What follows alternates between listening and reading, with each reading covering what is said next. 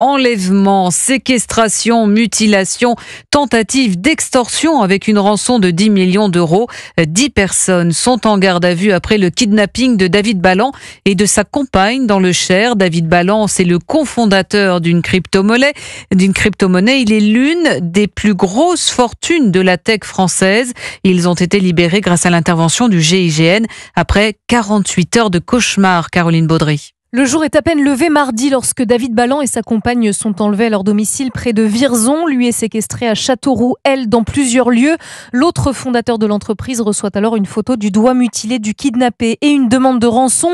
C'est lui qui donne l'alerte, détaille la procureure de Paris, Laure Bécuot. L'intervention immédiate du GIGN a permis sa libération. Les gendarmes ont libéré la seconde victime alors qu'elle se trouvait ligotée dans un véhicule à Étampes.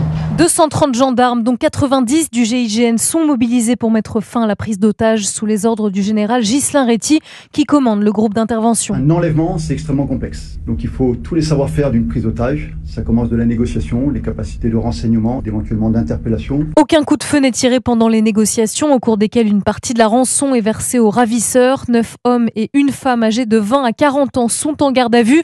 La plupart connus de la justice, mais sans lien avec la criminalité organisée. Ils risquent aujourd'hui la prison à perpétuité. Caroline Baudry pour Europe 1.